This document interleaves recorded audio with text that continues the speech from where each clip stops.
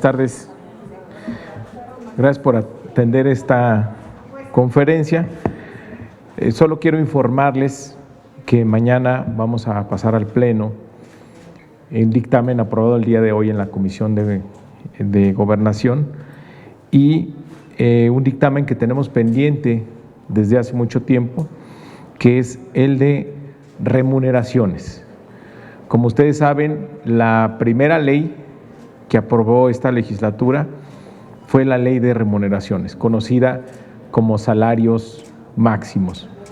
Esa ley ha tenido distintas modificaciones, pero ha permitido, tiene todavía algunos huecos que han permitido que organismos autónomos se amparen para ganar más que el presidente de la República.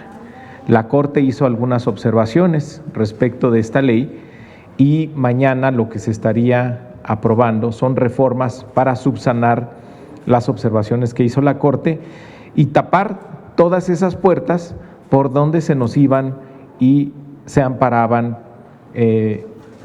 los consejeros del INE, los del Instituto Federal de Telecomunicaciones y otros organismos autónomos donde se amparaban para ganar más que el presidente de la República. Entonces mañana va a ser una discusión importante, vamos ya a blindar la ley de salarios máximos para que se cumpla la Constitución y que nadie gane más que el presidente de la República.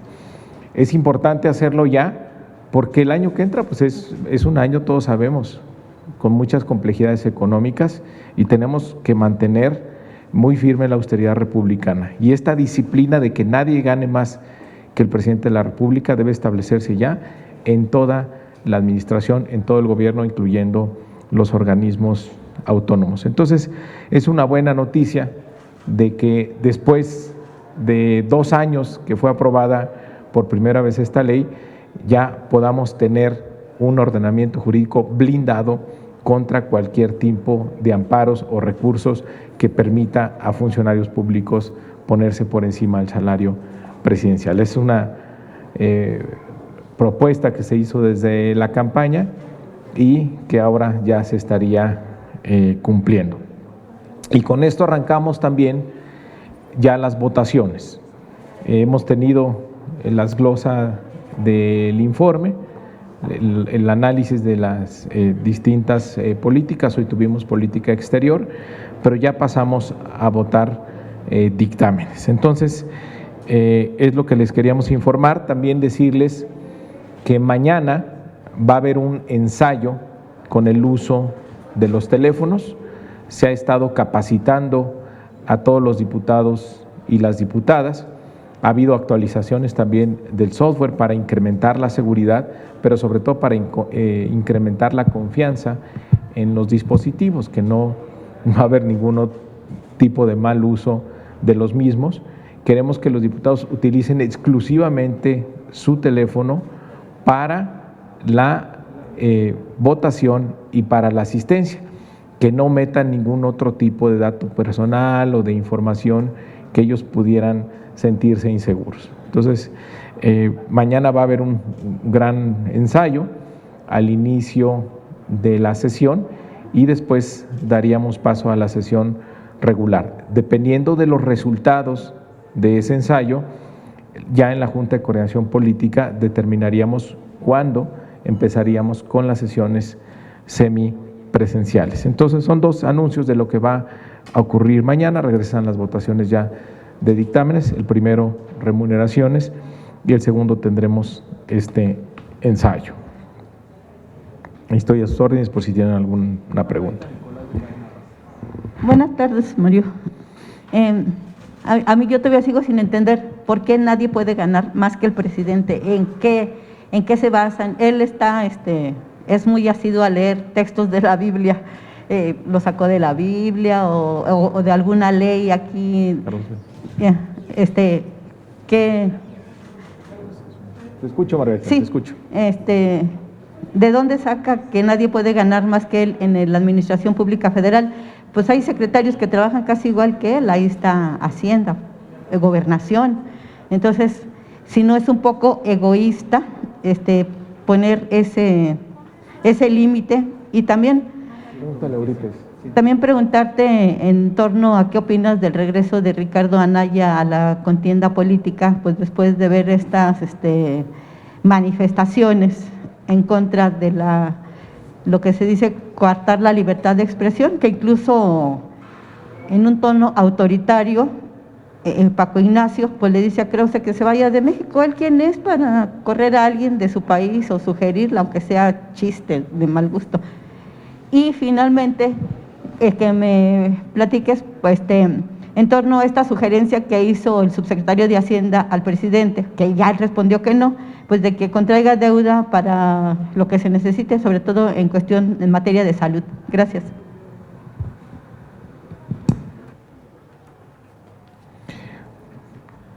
Bueno, nadie puede ganar más que el presidente de la República porque así lo establece la Constitución. Está en el artículo 127. Lo que pasa es que por muchos años se ignoró esta disposición constitucional y se argumentaba que no había una ley reglamentaria sobre este artículo. La primera ley, les recuerdo, que aprobó esta legislatura fue precisamente la ley de remuneraciones, una minuta que venía del Senado desde hace varios años. Incluso el defecto que tenía esa minuta es que esta minuta estaba desactualizada, pero lo que queríamos, lo dijimos en aquel tiempo, es que ya se regulara, que se hiciera realidad esta disposición constitucional y no se ignorara. Sin embargo, la ley era perfectible, se utilizaron por ahí algunas salidas que tenía la ley para ampararse, ir a la Corte, algunos organismos autónomos, algunos funcionarios, para ganar más que el presidente de la República. Entonces, lo que vamos a aprobar mañana son reformas a esta ley, algunas observaciones que hizo la Corte para blindarla y que efectivamente ya nadie gane más que el presidente de la República. Yo creo que el presidente sin duda es el funcionario que más trabaja en la administración pública. Lo vemos todos los días, es el que más temprano inicia, está de gira prácticamente todas las semanas y es quien tiene sin duda el puesto con mayor responsabilidad y complejidad en el servicio público. Por eso tiene lógica que de ahí para abajo se organicen los salarios del resto de la administración. Entonces, ¿por qué? Preguntabas tú, Margarita, porque así lo dispone la Constitución, el artículo 127. Respecto de Anaya, bueno, si quiere participar en política, tiene a salvo sus derechos políticos. Yo creo que si quiere participar en política, va a tener que aclarar en primer término por los cañonazos que recibió por la reforma energética, los cuales denunció Emilio Lozoya. Yo creo que sería un buen regreso para él si empieza por aclarar los cañonazos, cuánto recibió y por qué en la reforma energética. En el tema de la deuda, yo coincido con el presidente de que no hay margen para un mayor endeudamiento en nuestro país. En el paquete económico hemos visto que la depreciación del tipo de cambio más la caída en el producto ha hecho que la proporción deuda-PIB, que es comparar el tamaño de la deuda con el tamaño de la economía, esta se incrementó. ¿Por qué? Principalmente dos factores. Por la depreciación del tipo de cambio, el 25% de la deuda está en dólares. Entonces, se aumenta el valor del dólar, debemos más, aunque no hayamos pedido más prestado. Y la otra, si comparas la deuda, el tamaño de la deuda, con el tamaño de la economía, aunque no hayas tomado más deuda, si la economía se hizo más pequeña, entonces esta proporción aumenta. Este es el indicador que siguen mucho las calificadoras. Y ese indicador, el gobierno hizo un gran esfuerzo en el 2019 para que cerrara en el mismo nivel que 2018, en 45 puntos del PIB. Incluso hubo un superávit primario mayor al cierre del 2019 para que se cumpliera que la proporción deuda-PIB no se incrementara, cerrara en 45%. Ahora, al cierre del 2020, esa proporción va a aumentar en casi 10 puntos. De 45 se va a 54.6, una cosa así. Es un aumento que, de darse en una mayor proporción, entonces sí prendería los focos rojos de las calificadoras porque se pondría en duda la sustentabilidad de las finanzas mexicanas. Entonces, ¿qué es lo que hay que hacer? profundizar las medidas de austeridad, incrementar los niveles de recaudación, que ahí ha hecho un esfuerzo extraordinario el SAT y la Secretaría de Hacienda. Si vemos la caída que hay en la economía, no corresponde a la caída que hay en los ingresos. Es decir, si vemos cómo cayó el producto y cómo cayó en los ingresos, parece que tuvimos una caída del producto mucho menor, por el gran esfuerzo recaudatorio que han hecho las autoridades hacendarias, claro, utilizando también las nuevas facultades que les dimos aquí en la Cámara de Diputados y en la Cámara de Senadores. Nosotros vamos a poder contribuir para que el gobierno no se endeude con la extinción de fideicomisos que tendremos aquí en los próximos días, en las próximas semanas. Hay recursos, hay fondos que están atorados en los fideicomisos, que ahorita pueden tener un mejor uso para la atención de la salud de las y los mexicanos, aclarando que los fideicomisos que están dedicados a dar algún tipo de apoyo, esos apoyos no van a desaparecer, pero otros tantos que sí tienen recursos que en estos momentos son más valiosos para otro destino, que es la atención de la salud. Entonces aquí vamos a contribuir para que el gobierno no se endeude con las medidas que va a tomar la Cámara de Diputados. Y la otra, que no nos cansamos de insistir, la reducción del financiamiento a los partidos políticos. Ahí hay 3,000 millones de pesos que se podrían recortar si aprobamos la reforma constitucional. Ahí están en la mesa, yo creo que todos deberíamos de entrarle, porque no se vale pedir cuestiones como la del ingreso básico sin que los partidos le entren. Hay que tener autoridad política teniendo congruencia con lo que se está planteando. Y si las familias mexicanas están haciendo un esfuerzo y si el gobierno está apretándose el cinturón con la austeridad republicana, ¿por qué los partidos no? No pueden quedar exentos de este esfuerzo.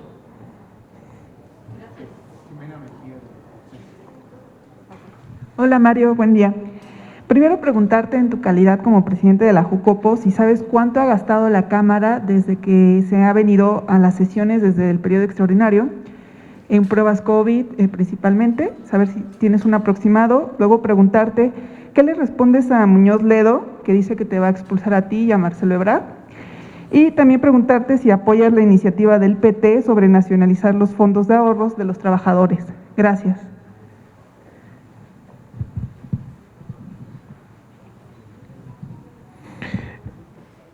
Bueno, no sé cuánto se ha gastado. Si quieres, vamos a pedirle un informe a la Secretaría General. Tuvimos la primera sesión, el laboratorio se lo regaló a la Cámara como algo así como 800 o 900 pruebas. Después los diputados pidieron que se quedaran de manera permanente para cada una de las sesiones. Nosotros hemos estado de acuerdo en eso. Ha venido bajando el costo de la prueba, pero no tengo los datos exactos, pero lo podemos hacer público sin ningún problema. Respecto a la iniciativa del PT, no la conozco a fondo, pero ya envió el presidente una iniciativa de reforma para el sistema de pensiones. El sistema de pensiones es insuficiente en nuestro país y realmente no genera pensionados, sino adultos mayores sin la posibilidad de tener una pensión digna. En lugar de pensionados genera adultos mayores desamparados, esa es la realidad, porque es un sistema que no está diseñado para países como el nuestro, donde hay un muy bajo nivel salarial y no hay posibilidad de ahorro. Es el defecto que tiene este sistema. Quienes instrumentaron este sistema por ahí de mediados de los 90 fue el error que cometieron. Y una manera de corregirlo hay dos vías ahora que ha impulsado el gobierno. Primero, la contribución patronal va a incrementarse de aproximadamente un 5%, se va casi a un 15%. Pero lo más importante, que ha habido aumentos ya reales en el salario. Entonces, si aumenta el salario, el monto de la pensión tendrá que aumentar. Y además, el gobierno ya estableció un sistema no contributivo de pensiones, que esto es la pensión de adulto mayor. O sea, la pensión de adulto mayor es universal, es un derecho constitucional ahora y les llega a todos los adultos mayores. Entonces, el piso de la pensión se convierte en la pensión de adulto mayor y a partir de ahí lo que se logre acumular en la Afore, que ahora habrá una aportación patronal mayor y habrá un salario base mayor porque está creciendo el salario mínimo. ¿Son suficientes estos cambios? Vamos a ver su comportamiento a lo largo del tiempo. Dependerá sobre todo de la evolución en términos reales del salario. Asumir, nacionalizar las AFORES, lo que harías es trasladar el costo de las pensiones, el 100% de ese costo, a el sector público, lo cual generaría una presión muy importante sobre las finanzas públicas. Yo creo que debe seguirse compartiendo el costo de los pensionados con el sector productivo. Entonces, una cosa que debe también garantizarse, un asunto que debe garantizarse, es que disminuyan el costo de la administración de las AFORES. Si lo que se le cobra a los trabajadores por parte de las AFORES tiene que disminuir, y ahí lo prometió el presidente de la República a niveles internacionales, a 0.06%, porque sí las AFORES han ganado muchas utilidades a costa de los trabajadores, de que van a tener pensiones absolutamente insuficientes. Entonces, yo no creo que sea la salida en este momento lo que propone el PT, generaría una presión muy importante sobre las finanzas públicas. Yo creo que tenemos que seguirle buscando que el sector productivo contribuya a un sistema de pensiones más justo en nuestro país. Y respecto a lo que dice Porfirio, yo creo que no es tiempo de polarizar, yo creo que nadie sobra en el proyecto de la Cuarta Transformación, siempre y cuando nos apeguemos a los principios de no mentir, no robar y no traicionar. Es mucho lo que está en juego, ningún cargo puede dividirnos, es tiempo de reconciliarnos, es tiempo de reencontrarnos, es tiempo de tener un diálogo honesto, de reconocer lo que cada uno aporta. Este es un movimiento vivo, es un partido movimiento, y es mucho más lo que nos une, es muy grande lo que nos une, el deseo de transformación de nuestro país, como para que algún cargo nos pueda dividir. Buenas tardes, gracias. Yo quiero preguntarle varias cosas, voy por partes. Denos su comentario, por favor, sobre este dictamen que acaba de aprobar la Comisión de Gobernación y sobre todo las consideraciones que persisten entre legisladores de la oposición respecto a que en los hechos se militarizará la Marina Mercante y se militarizarán los puertos, y que es un riesgo muy grande dar tareas administrativas civiles que tenía la SCT a la CEMAR con personal militar. Se la planteo eso y después le sigo preguntando. Esa es una propuesta que se viene discutiendo desde el año pasado. La conclusión y el diagnóstico que tiene el gobierno de la República es que la única manera de enfrentar y blindar a los puertos de la delincuencia organizada, de la corrupción, es precisamente que la Marina tome el control. La Secretaría de Comunicaciones y Transportes no cuenta con los elementos suficientes, con la fortaleza institucional para enfrentar lo que se vive actualmente en los puertos. Entonces, el diagnóstico del gobierno es que la estrategia debe ser que la Marina se haga cargo de ellos, de los puertos y de la Marina Mercante. Entonces, nosotros vamos a apoyar al gobierno. Es otra vez el debate de la militarización que tuvimos con la Guardia Nacional. En ese momento se dio los mismos argumentos que hay ahora, que hay un enorme riesgo de que los militares participaran en seguridad. Bueno, ya vimos cómo se conformó esta Guardia Civil, que es la Guardia Nacional, y la utilidad que han tenido que los militares participen en ella. Entonces yo creo que estamos también en un debate similar.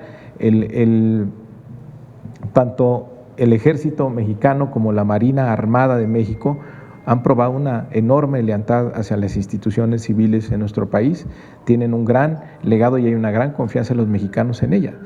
Y ellos tienen la fortaleza institucional para enfrentar el fenómeno de la delincuencia organizada y de la corrupción que se ha apoderado de los puertos de nuestro país. Mi siguiente pregunta tiene que ver con el tema de remuneraciones.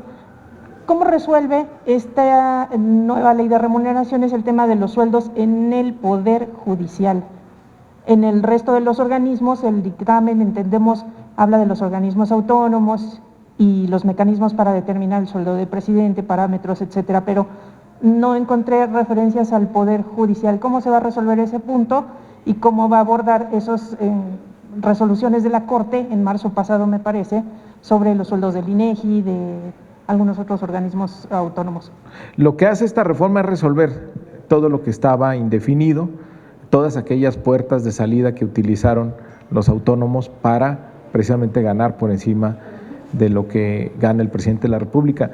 La disposición constitucional es muy clara, no hace distinciones entre poderes y pensamos que estas reformas van a blindar ya en absoluto eso y se va a respetar la disposición constitucional de que nadie esté por encima de lo que gana el presidente de la República. Esto quiere decir que aunque los ministros de la Corte hayan propuesto sueldos de 500,000, 600,000 pesos al tendrán mes que para ajustarse ellos, y con esta ley ya no habrá posibilidad de amparo, desde nuestro punto de vista queda blindada. Una cuestión técnica, diputado, ¿cuándo se definirían las comparecencias para la glosa del informe de los ya circulamos secretarios? hoy un calendario preliminar con los integrantes de la Junta de Coordinación Política. Si ya lo distribuimos entre los integrantes de la Junta, entonces podríamos darlo a conocer. Nada más déjenme checar si ya se lo distribuimos o no. Pregúntale a… ¿Sí está distribuido? A ver, entonces les adelanto. Obviamente tenemos que ponernos de acuerdo con el gobierno, pero no está todavía, ¿eh? En el chat todavía no está. A ver, préstamelo pues. Pero si no, pásenlo ahorita, si no se van a enojar conmigo. Esta es una propuesta que tendrá que ser aprobada por la Junta de Coordinación Política y tendremos que pactarlo también con los integrantes del gabinete. ¿Cómo le hago para que esto se voltee? ¿No se voltea?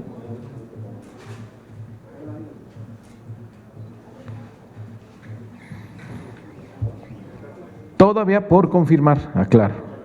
Empezaríamos con la Secretaría de Gobernación el 29 de septiembre, iría a pleno, con el Secretario de Salud el 6 de octubre también a pleno. Queremos que el Secretario de Salud venga acompañado del director del INSABI, del ISSSTE y del IMSS. La Secretaría de Desarrollo Agrario, Territorial y Urbano sería el 7 de octubre en comisiones. La Secretaría de Agricultura y Desarrollo Rural el 13 de octubre en pleno. La Secretaría de Comunicaciones y Transportes el 14 de octubre en comisiones. El director de Petróleos Mexicanos el 14 de octubre en comisiones.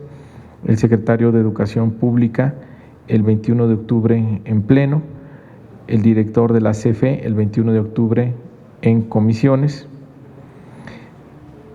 La Secretaría de la Función Pública el 27 de octubre en pleno, la Secretaría de Economía el 28 de octubre en comisiones, la Secretaría del Bienestar el 3 de noviembre en el pleno, la Secretaría de Medio Ambiente y Recursos Naturales el 4 de noviembre en comisiones, la Secretaría de Energía el 9 de noviembre en comisiones, la Secretaría de Seguridad Pública el 10 de noviembre en pleno, y la Secretaría de Cultura el 11 de noviembre en comisiones. Me faltó el secretario de Hacienda. ¿No está Hacienda? Es que es otro acuerdo porque viene para la glosa y la presentación del paquete, por eso viene en un acuerdo diferente. A ver, espérame, déjame encontrarlo. No viene. A ver. Es que él va a venir con doble cachucha. Glosa y presentación del paquete. Así lo hicimos el año pasado. Al pleno, ¿verdad? Sí, al pleno. Y en lo que le pasan el dato, Mientras le va a hablar Germán a Omar para rápidamente tener el dato. le hago mi última pregunta. ¿Sí? Sobre el tema de la renovación de la dirigencia, insistirle en lo que ha estado declarando en distintos foros el diputado Muñoz Ledo, lo que le preguntaba a mi compañera Jimena. El diputado Muñoz Ledo ha dicho que él tiene pruebas y que las va a presentar de enriquecimiento por parte de Marcelo Ebrard, que por eso lo quiere expulsar de Morena, si es que llega a la presidencia, Y hablaba también de usted, de enriquecimiento de usted y de financiamiento a sus actividades promocionales en los estados en estos últimos días. Usted dice que no hay campaña, pero usted anda de promoción. Entonces, el diputado Muñoz Ledo ha dicho que tiene pruebas y las presentará de que usted está utilizando recursos, no se sabe de qué fuente, y que el canciller Ebrard también habría acumulado ahí determinada riqueza, pues con el fin de hacerse de la dirigencia del partido, intenciones presidenciales, etcétera, etcétera. Pero yo sí quisiera que nos dijera usted pues su versión de este punto y cómo va a comprobar usted esos gastos que está haciendo en esas visitas a estados promocional, que los hemos estado viendo todos, pues también promocionando su campaña, sus aspiraciones a la dirigencia, por favor. Bueno, yo creo que hay que tener, de una vez, el 30 de septiembre sería la Secretaría de Hacienda. Mira, yo creo que hay que tener mucha calma, mucha madurez en este proceso. Debemos tener fraternidad entre quienes integramos el Movimiento de Regeneración Nacional. Nuestros adversarios están afuera, y los conservadores, y no quieren que avance el proyecto de la transformación. Entonces, cualquier división entre nosotros les favorece a ellos. Yo soy un promotor de la unidad. Yo creo que nos hace mucha falta en Morena escucharnos, reconocernos, darle a cada quien su lugar y darnos cuenta que nos une mucho más de lo que nos pueda separar. Lo que yo he hecho es viajar a los estados, voy ida y vuelta, es el boleto de avión que yo me estoy financiando con mis propios recursos y los eventos que organizan los militantes que me invitan a los estados. Pero es momento de la unidad. Solamente actuando en la unidad nos va a ir bien en el 2021. Es la fórmula para garantizar que continúe la transformación. Un partido fuerte en unidad es lo que ahora le sirve al presidente, es lo que le sirve al momento que estamos viviendo como país, y prometimos al pueblo de México no fallar. Y tenemos la responsabilidad de los 30 millones de votos que depositaron en Morena su confianza y la esperanza del cambio. Entonces tenemos que honrar ese voto, tenemos que honrar la promesa de regenerar la vida pública del país, y ello se va a lograr con una actuación que convierta todos nuestros actos en un imperativo ético. Mi llamado es a la unidad. Soy un gran optimista de Morena, estoy seguro que nos vamos a poner de acuerdo muy rápido, vamos a encontrar grandes coincidencias y vamos a dar los resultados que se esperan en el 21. ¿Es un amigo del diputado Muñoz Ledo? Yo respeto lo que cada quien piense, pero mi llamado es a la unidad, a la no confrontación. ¿Qué tal, diputado? Buenas tardes. Quisiera preguntarle nada más, a lo mejor sin profundizar más allá en los comentarios que hizo el diputado y también aspirante a la presidencia Porfirio Muñoz Ledo. Simplemente él dio una referencia a que si seguía así, Ricardo Anaya sería juzgado. Esto no suena a persecución política cuando es como, pues si está siendo investigado, pues va a ser juzgado, aunque no siga actuando así, regresa a la vida pública, entonces si sigue así va a ser juzgado. O sea, pareciera que hay como un maniqueo ahí de la justicia. ¿Qué posición tiene usted respecto a lo que debe responder Ricardo Anaya en cuanto a los señalamientos que tiene y pues de la investigación que está llevando la UIF respecto, como usted bien decía, al caso Odebrecht, y que ahora pues reaparezca como la máxima figura probablemente para 2024 del PAN, puesto que pues al parecer no tienen mayores figuras? Y quisiera preguntarle por otra parte, si se está aflojando en la Cámara de Diputados respecto a las medidas. Pareciera que pues se han incrementado, que se han tomado, pues cada semana nosotros, por ejemplo, nos hacen la prueba, pero siguen incrementando los casos de infección entre los diputados. Teníamos 42 hasta la sesión del 15, parece que este fin de semana hubo nuevos casos, incluso en la bancada de Morena hay reportados positivos, y pues siguen entrando en la puerta y los vemos cada vez que nosotros accesamos, gente que dice no traer la prueba de COVID, le llaman a un diputado y ingresan a la zona de la Cámara. Entonces, en medio de todo esto, se está descuidando, se está aflojando cuando se sabe que incluso hubo una fiesta por parte del PAN, donde pues vino este brote de diputados del PAN que pues llegaron a sumar 19 diputados ya. O sea, se está aflojando por algunos diputados, se está descuidando el ingreso cuando a otros se les exige demasiado al ingreso. Y pues, ¿qué número tiene como cifra final de los diputados hasta ahora infectados? Llevamos 41, sabemos de uno más, por lo menos 42. ¿Cuántos diputados se han visto infectados hasta el momento en esta pandemia? Gracias. Bueno, primero, la Cámara, ustedes lo pueden verificar, ha mantenido las medidas para protegernos a todos, pero hay cosas que van más allá de lo que puede hacer la Cámara. Por ejemplo, que los diputados traigan invitados. Hicimos un llamado a partir justamente de lo que ustedes me dijeron aquí en la semana pasada, en la Junta de Coordinación Política, a restringir la entrada en invitados. No estamos en una situación normal, pero las autoridades de la Cámara no pueden impedirle a un diputado que pase a alguien. Ustedes me hacían referencia a una conferencia que hubo aquí con más de 30 personas. El diputado personalmente fue a abrirles la puerta. Entonces, no podemos caer en una confrontación y no lo va a hacer el personal de la Cámara. Y el llamado es a la responsabilidad. Y si los panistas hacen fiestas en sus departamentos, pues ¿qué podemos hacer? El llamado es a la responsabilidad de que nos cuidemos entre todos. La Cámara va a seguir manteniendo sus medidas. Por eso mañana vamos a hacer ya el ensayo, para ver si podemos transitar ya al esquema semipresencial. Esperemos que la tecnología funcione bien. Ha habido varias sesiones con los distintos grupos parlamentarios para explicar muy bien la tecnología. Es algo nuevo, va a haber dudas, sin duda, ¿no? Pero queremos probar el sistema a toda su capacidad para ver cómo funciona.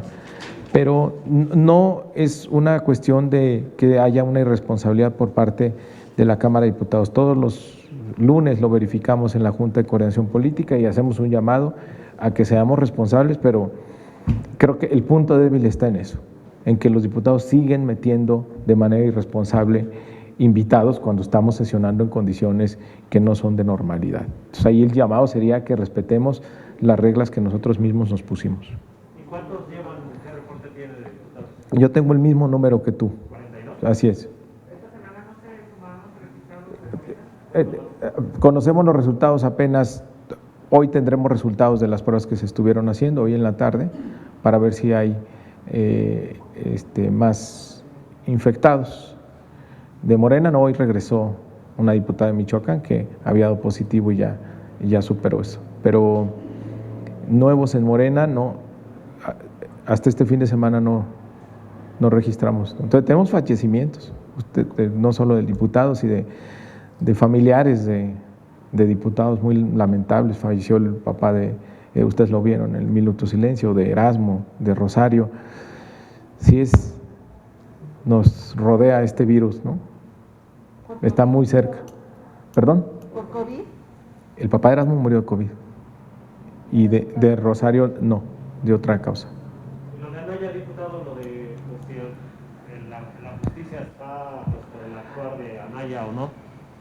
No, a ver, hay señalamientos que hizo Lozoya. Yo por eso decía, si él quiere participar en política, yo creo que tendría primero que aclarar los sobornos de los cuales es acusado por parte de Lozoya, los cañonazos que recibió para promover la reforma energética.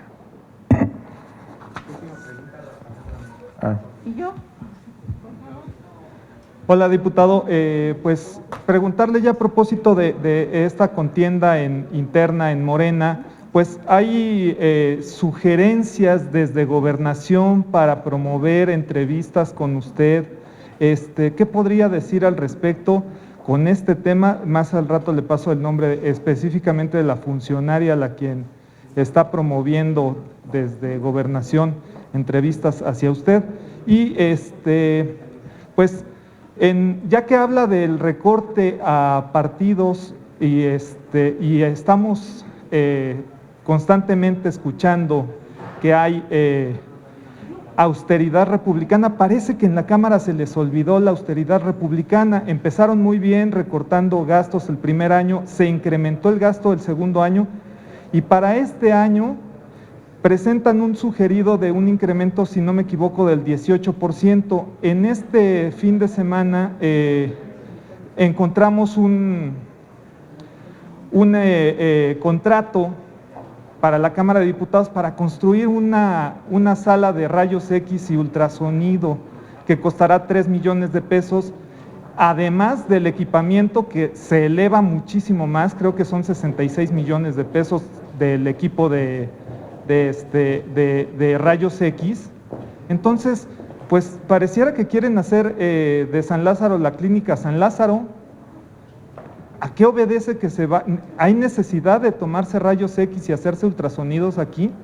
Y bueno, muy a propósito de esto, en sus oficinas ahí en Morena están promoviendo la diputada Cano servicios médicos particulares. ¿Está permitido? ¿A qué obedece esto? Sabemos que se eliminaron los servicios médicos a los diputados como parte de la austeridad, ¿no? Pero pues se vale que estén promoviendo servicios particulares médicos aquí en la Cámara. Gracias. Bueno, primero, no necesitamos a nadie que nos ayude a conseguir entrevistas, no mezclamos nuestro trabajo con la otra actividad.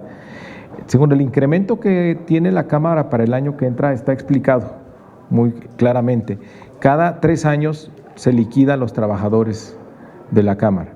Entonces, la previsión, en todas las partidas, servicios generales, mantenimiento, todo es exactamente el mismo monto que este año.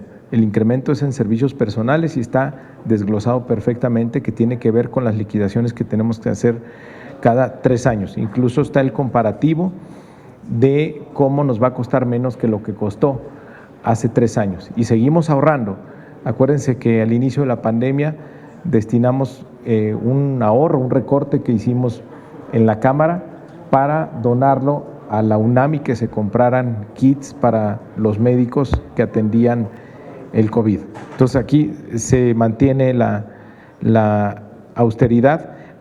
Lo que tú mencionabas del equipamiento, todo se hace a partir de ahorros, no hay una mayor presupuestación. Lo mismo lo que tú estás planteando de los rayos X, todo se ha hecho con el ahorro de las y los diputados. Y no tengo idea de esos servicios médicos que tú dices que se están promoviendo, pero estoy seguro que no es con el cargo a la Cámara de Diputados. En efecto son gastos, bueno, simplemente para el mantenimiento de la Cámara, para limpiar 3 veces los cristales de la Cámara de Diputados, pues se van a gastar 66,000 pesos, o sea, son gastos que piquito a piquito son gastos millonarios que se me hacen. ¿Tienes costo de mercado como para compararlo? Sí, claro, ustedes hacen licitaciones y definitivamente bueno, pues son ahí hay que ver para ver si efectivamente se está desperdiciando los recursos o no. Las instrucciones que tienen todas las áreas administrativas es seguir viendo cómo se sigue recortando de todos lados. Ahora bien, y están los números, ahí están los números, no mienten, ¿no? De la austeridad, de los ahorros que hemos generado. Ahora bien, pues este tipo de servicios, ¿realmente hace falta una sala de rayos X aquí en la Cámara de Diputados? Vamos a revisar eso que se está planteando. Ok. Bueno, pues muchas gracias. A ver, no, diputado, falto yo. Nada más para terminar de redondear el asunto de Anaya. ¿No se corre el riesgo de que el gobierno federal caiga en una persecución política contra Anaya a partir de que Santiago Nieto es un aspirante a la gubernatura de Querétaro y que está llevando una investigación contra otro queretano, o al menos alguien que fue o que se está perfilando, también dicen que podría ser también un aspirante a la gubernatura de Querétaro? ¿No es ahí un juez y parte Santiago Nieto y ya tendría que dejar la unidad de investigación financiera ante estas aspiraciones y que no se han utilizado su cargo precisamente para perseguir opositores? También preguntarle, pues después de declaraciones de Porfirio Muñoz Ledo, pues finalmente lo apuntan a usted como el candidato oficial de Marcelo Ebrard, o el candidato que busca ser el candidato oficial de Morena, y por eso esos apoyos alrededor de usted, la cargada que hay con senadores, con diputados, en los comités locales a donde usted acude, pareciera que es el candidato oficial. Y una opinión de usted de este inicio de las encuestas de exploración, ¿cómo ve que sigue habiendo las impugnaciones de otros participantes? ¿No están retrasando todavía más el procedimiento o complicándolo más, a pesar de que ya se llegó a esta cuestión para resolverlo a través de las encuestas? Y ya finalmente, ¿qué va a pasar con la diputada Reina? ¿No se le va a buscar algún tipo de sanción porque hay personas lesionadas después de este incidente en el que participó la diputada, en el que presuntamente pues estaba pasada de copas, y hubo ahí algún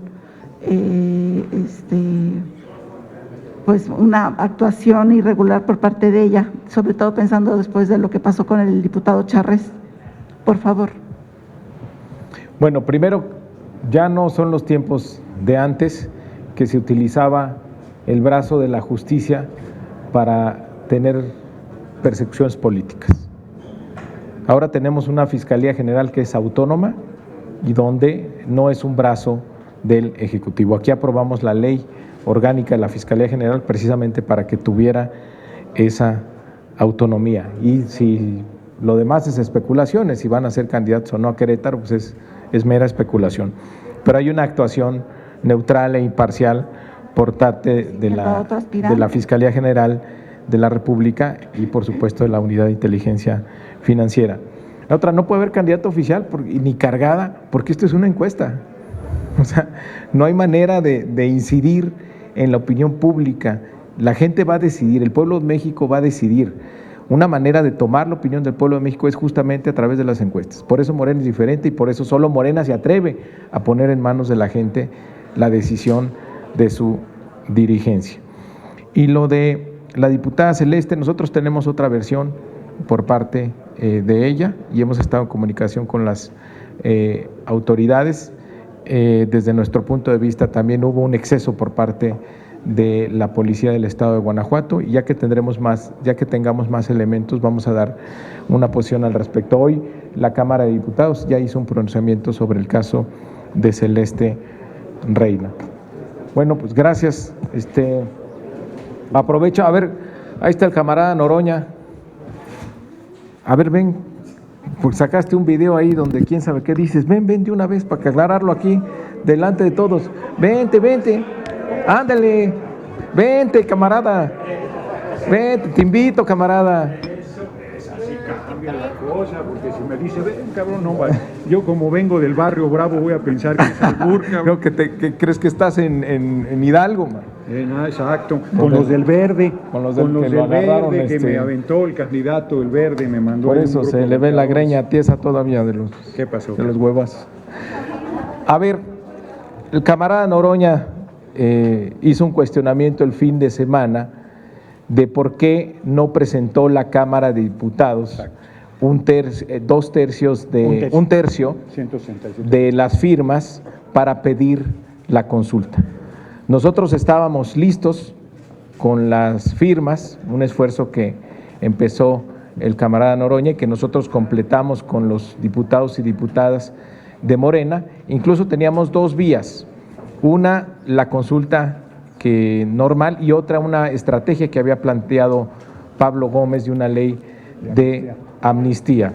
Sin embargo, actuamos en coordinación con el presidente de la República y se privilegió, porque además muchos de los que estamos aquí participamos en la recolección de firmas de la iniciativa ciudadana que encabezó Omar García y Ariadna Sánchez, dos jóvenes extraordinarios, el primero sobreviviente de los hechos de Ayotzinapa, y que prácticamente sin recursos y sin tiempo lograron convocar a más de 2 millones de mexicanos y mexicanos. Nosotros humildemente colaboramos en ese esfuerzo y se logró la meta. Y el presidente de la República ejerció también el derecho que le da la ley de solicitar la consulta. ¿Por qué no se presentó a pesar de que se tenían las firmas? ¿Y por qué no se presentó en el Senado a pesar de que se tenían las firmas? Porque queremos que se haga la consulta y decidimos junto con el Ejecutivo no presentarla por parte de Morena y sus aliados, el PT y los demás integrantes de la coalición Juntos Haremos Historia, para que no haya el pretexto de que se está politizando. Le dimos fuerza a la iniciativa ciudadana y apoyamos la iniciativa del presidente de la República para que no haya pretexto de la Corte. No queremos que se salgan con el argumento de que es un asunto político de Morena, del PT, del PES. Queremos que se le dé fuerza a la propuesta ciudadana y a la propuesta del presidente de la República, porque sí queremos que haya consulta, sí queremos que el pueblo de México opine el año que entra. Entonces, por una estrategia política, compañero Noroña, no lo habíamos platicado, lo platicamos aquí de frente, aquí junto a los medios, de que no vaya a haber ahí un pretexto que es un asunto político, ¿no? Ahí está, la gente decidiendo, usando su derecho a pedir una consulta con las firmas y también nosotros apoyando la iniciativa del presidente de la República. Dejo un comentario ahí. Sí. Yo haría un comentario puntual, ya que me invitó Mario. Primero, yo debo reconocer, no porque esté aquí, pero debo reconocer la información que yo tenía es que el Senado sí había presentado. No, tampoco, porque hicimos lo mismo. Eso es importante, es importante esa precisión, porque yo comento en el video, no puede ser que hayan hecho, como aquí lo comenta Mario, la epopeya ciudadana. Yo no veía posible que reunieran 1.800.000, reunieron 2.700.000. Una cosa verdaderamente sobresaliente. Así es. Luego, el compañero presidente ya había dicho que no descartaba la posibilidad de presentar también la solicitud. De hecho, lo comentamos y tú me dijiste, no firmo por el tema de que lo va a presentar el compañero presidente. Y luego cuando te entregué las firmas, yo tenía la información que el Senado sí había hecho lo propio, la diputada Pérez de Guadalajara había recabado 50, yo entregué 62, entonces no había mayor problema en reunir las 167, y yo dije, pues, todos lo solicitamos, no es excluyente, y eso refuerza y ya privilegiamos la pregunta que esté mejor construida, que sí me parece, no porque sea el compañero presidente, pero sí me parece que la pregunta que hicieron ellos es la más completa porque cubre el periodo de la responsabilidad durante el mandato de presidentes y después. Entonces, y además no prejuicia, dice que se investigue y en su caso se proceda.